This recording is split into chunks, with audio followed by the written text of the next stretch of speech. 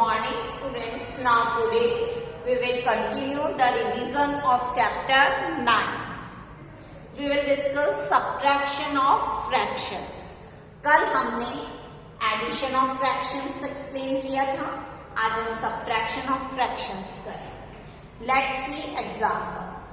Number 1, subtract 12 upon 8 from 16 upon 8. Subtraction भी बिल्कुल वैसा ही है, पर इसमें ये ध्यान रखना है कि हमें फ्रॉम के बाद वाला फ्रैक्शन पहले लिखना है.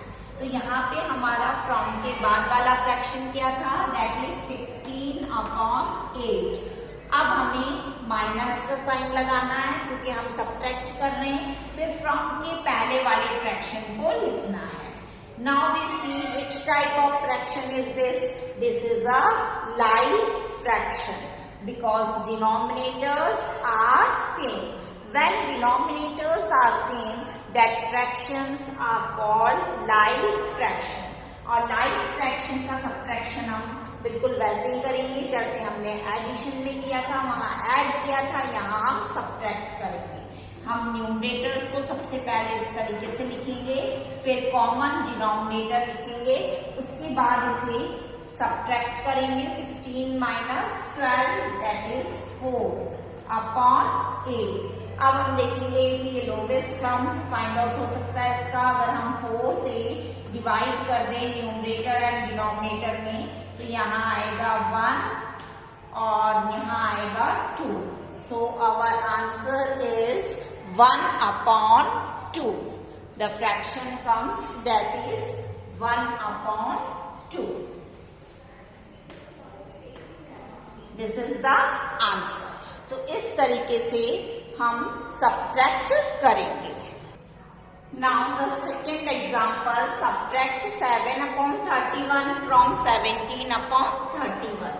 इसको भी हम इसी तरीके से करेंगे. फ्रॉम के बाद वाले को पहले लिखेंगे, इस वाले फ्रैक्शन को हमने पहले लिखा, फिर मिडिल में सब्ट्रैक्ट का साइन लगाया, then write 7 upon 31.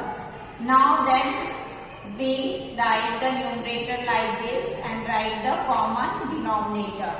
We subtract 17 minus 7 that is 10 upon 31 and this is the answer.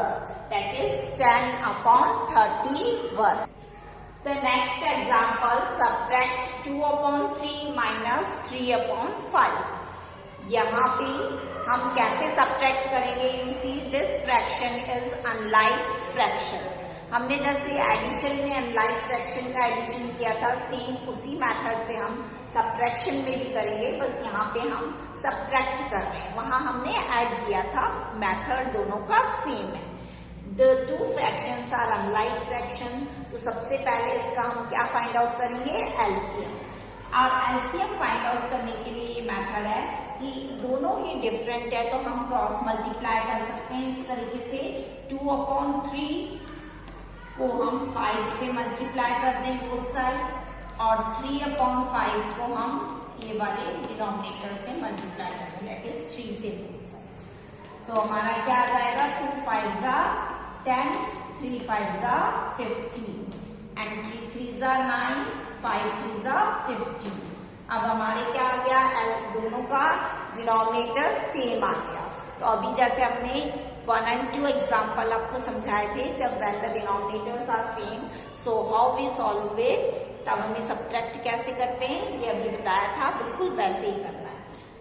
यहाँ पे हम इस तरीके से डायरेक्ट एलसीएम भी निकाल सकते थे कि दोनों ही नंबर्स डिफरेंट है. 3 की टेबल में 5 नहीं आता और 5 की टेबल में 3 नहीं आता, तो यहाँ पे एलसीएम क्या हो जाएगा? 15.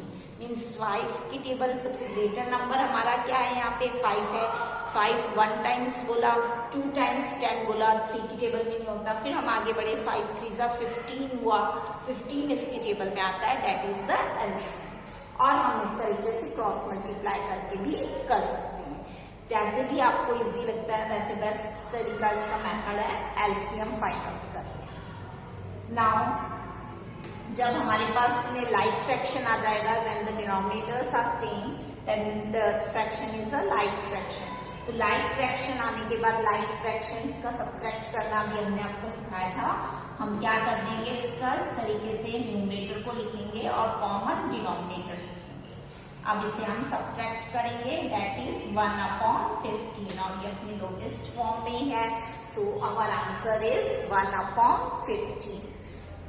तो स्टूडेंट्स, आज आपको क्या एक्सप्लेन किया, लाइक फ्रैक्शन का सब्ट्रैक्शन कैसे फाइंड आउट करते हैं एंड अनलाइक फ्रैक्शन का सब्ट्रैक्शन हम कैसे फाइंड आउट करेंगे।